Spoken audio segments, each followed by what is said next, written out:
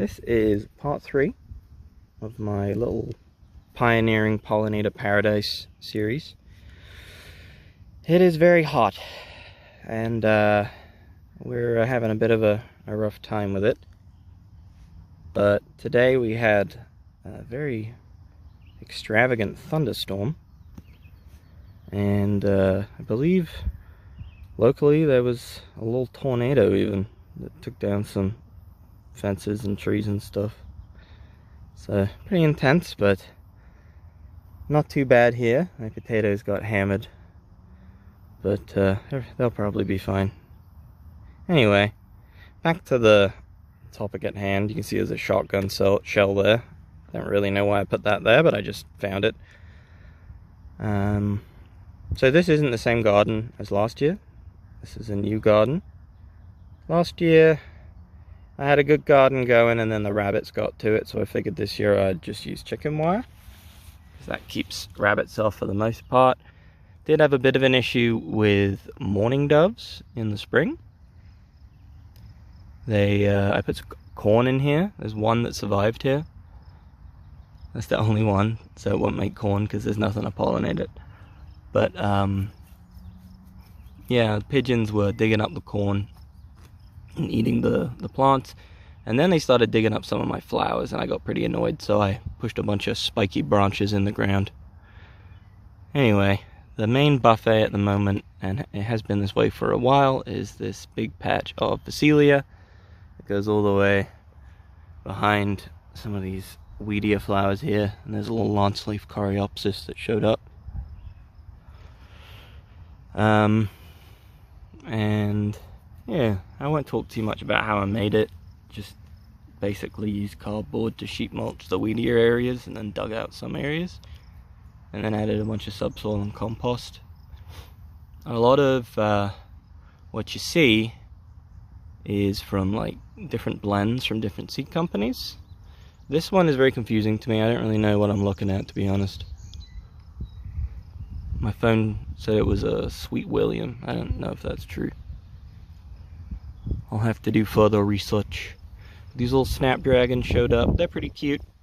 Creatures do use them, but they have to be heavy enough, which is kind of funny. So every now and then you just get like the fattest bee in town comes through and just specifically goes for the snapdragons and ignores everything else. Some sunflowers coming in. They look a lot sturdier than last year. Hopefully they stay that way. It is preposterously sunny up here. If we hadn't had rains, I wonder if I actually would have even got this far with it. But very hot. You know, the sun comes up over there and then goes down over there, so we get the morning sun, but not like right away, like a little later, late morning, afternoon, and now it's like coming up 4 o'clock, and we'll be in the sun for a while yet. So pretty cool in that sense, but very difficult in a drought. I tried to grow potatoes up here last year in a drought, and it just did not work at all. Got very few potatoes, and yet they somehow still come back as weeds. So I'll move around a bit. Actually, you know what? I'll look here first. So in there, I believe that is my friend Senna Hebecarpa. I sowed it pretty late, and I didn't scarify it or anything, but I got 2, so hopefully that will stick around, because that would be a lovely plant to add to my collection. And what else? So over here is nice happy bee on this borage, and I'm in the light, aren't I? I think that's cosmos down there. There's some weeds, there's some dark and Queen Anne, but you got to leave a little bit to fill in the gaps so it doesn't get too dry and parched. I think that's evening primrose, but it seems to be a lot happier than I expected it to be from a direct seeding. I don't know why. I was expecting anything else. This is Monada didyma. I actually didn't grow that one from seed, because I've tried to grow Monada didyma from seed once before and I got nothing, and so I just thought I'd get a plug plant from Richter's pretty good experiences I've had with Rictus. And this is my rose that I grew from seed. I planted that a long time ago, but it's always had a horrible time. And now it's happy because I've mulched out the competition and I've watered it. There was a little seedling apple. I think it's still there, but it's getting totally drowned by the weeds, so I don't know if that has much of a future. But the rose is nice. And a lot of rudbeckia. And more borage over here. I thought this was really cute as like a little bee hotel. This little goldenrod gall, which something either pecked into or busted out of. Looks like a little house. I did actually see some solitary bees doing a little bit of work in the garden here. Specifically from this angle, because I had a log that I carried that fell down for a fence project over there to my right, and when I dropped it, the end broke off, and that's it there. And all those little pores at the bottom, I've been seeing bees packing dirt in there and doing stuff, so it's pretty cool. More happy bees. And I think down here we have, for a minute I thought it was lawn sleeve coreopsis. Now I'm wondering if it's Mexican hat, which is like another kind of cone flower. I think it's a ratibida, but I'm not sure. Yeah, it is for sure. You can see this little cone there. So pretty sure that's who I'm looking at. That's a cute plant. Surprisingly hardy and fights with the grass. Once it's decided to do its thing, it just goes for it. And I transplanted some stuff in here as well. So down there, that mint looking character is giant yellow hyssop, and that has put on some growth. A little bit of cosmos. I don't know really who this is. Oh, I said that. That's tall coreopsis. There's a lot of bloody dock, and I'm interested to leave some of it because this area gets really early frosts, and I wonder if the frosts will render it palatable, and the fact that it gets so much sun might get it to carry on a little bit longer. I'm just curious to see how that works, because it's an interesting plant, but I'd be lying if I said I ate it very often. California poppy showed up just for a bit of fun, and that's Rudbeckia triloba. And this mustard that actually fed me and my chickens quite a lot of leaves. It's like a landrace mustard green. And more Phacelia. I think the plant I'm most excited about here is this, which I believe is a Maximilian sunflower. We don't really have perennial sunflowers on the property naturally. I've added a lot of Jerusalem artichoke, and I grow annual sunflowers. I'm trying to grow silverleaf sunflowers this year, which is another kind of annual sunflower, just for a bit of fun. But yeah, this should be a, by all accounts, very aggressive spreading sunflower, which out here in the middle of the field sounds like a wonderful thing for the pollinators. And that is the goal of the project. And then I left the wild amaranths. And some things didn't show up, others did. I have a suspicion there might be a little bit of sneeze weed in there. Helenium something. But it looks so similar to goldenrod in the early days, it's very hard to differentiate them. And then I guess I let some Queen Anne go in the middle because she looks nice. And the other perennial element I've added in terms of like a woody perennial is, I can't even see it right now, elderberry in the middle of the frame. And I just push cuttings into that through a leaf bag. And there's a little bit of that Godetia in there. So yeah, it's been a lot more successful this year, I think. Probably because of all the rain. Nice little butterfly on my chair there. A lot of these little brown ones, not that little I guess. I've seen some monarchs and swallowtails, not specifically here, but I have seen them. I think I filmed some. But yeah, a little nasturtium. And not too far away I got a pretty nice patch of this echinacea from a direct seeding a long time ago, and that's about to flower. And then down here, if I'm not mistaken, yeah, this little liatris here. Doesn't look as happy as it did last year, to be honest, but I don't know, we'll see what happens.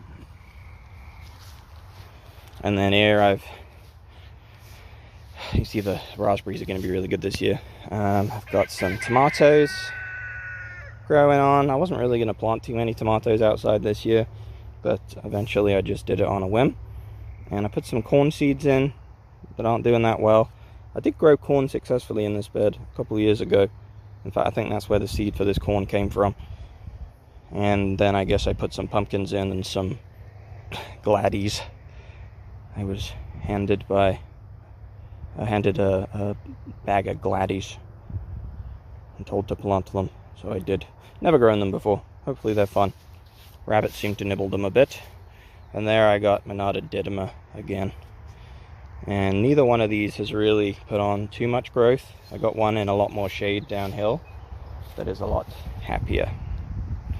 And that's about all I have to say, really. I guess I have a little thing over here. You see, this is largely echinacea, but not so big. And a random launch leaf coreopsis.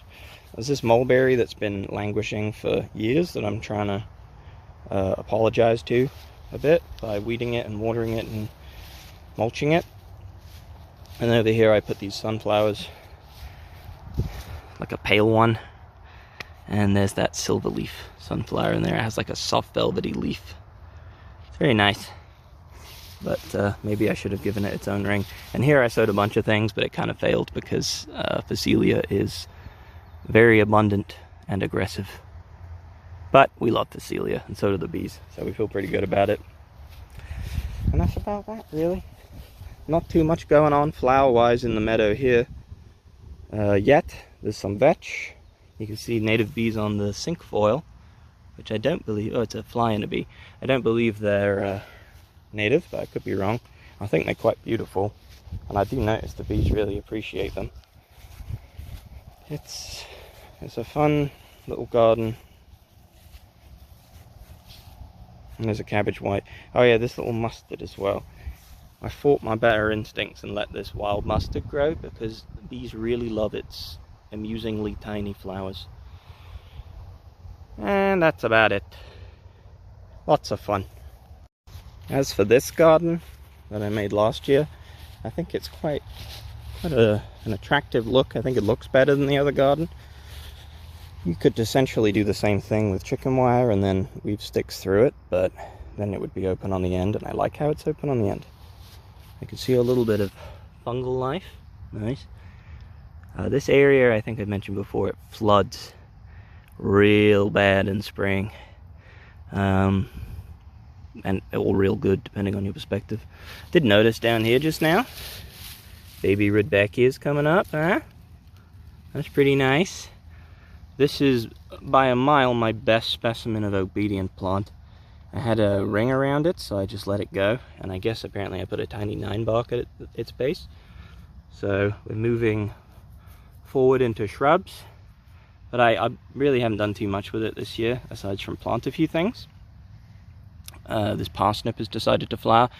The bees really like parsnips, and everything likes parsnips. Ooh, that was a deer fly. Here's a little borage in here. I thought I had killed this because I planted it and then we got a really bad frost and it was already budding out. Thankfully I didn't. So that's my first copy of, I think it's the Trader mulberry. It's an ever-bearing mulberry. Interesting one to have. I don't know how much I'm going to propagate it because I really love my seedling mulberries, but it's, you know, interesting to have and learn about. My anise hyssop didn't survive here. The goldenrod is more or less taken over. I see ragweed and mullein. There was a lot of upland cress and pennycress. And then over here we have a little berry patch. Nice little tasty berries. And a sad lupin. And this is an American plum that I put here because I thought I had killed the mulberry. In hindsight, I probably would have put this somewhere else, but actually I'm quite glad it's here because it's you know, it's going to be a thicket, and this was the original plan, you know. Oh, and we had loads of wallflowers too. I missed that. Do quite like a wallflower. You can see the tail end of them down there, but that was just in some mix, and they smell good for sure. And that's about all I have to say. See, the daisies are taken over here. We had loads of hawkweed, but that's over. Jeez, it's hot. But kind of beautiful.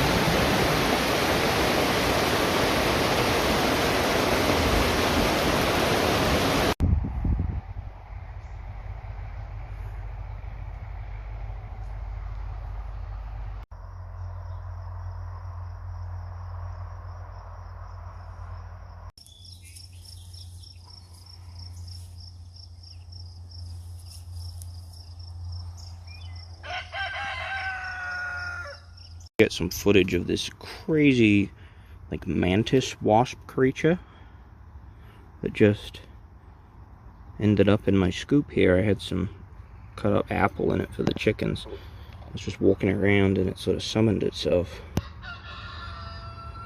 See if I can get his little claws. Yeah, look at him. Oh, oh man, that is badass. Wow. Who are you? I'm gonna look it up.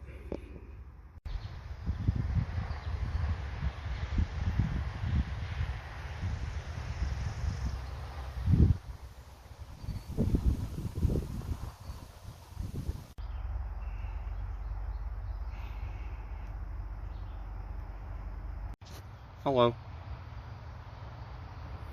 I like your little face. You're a biggie. Have a nice day.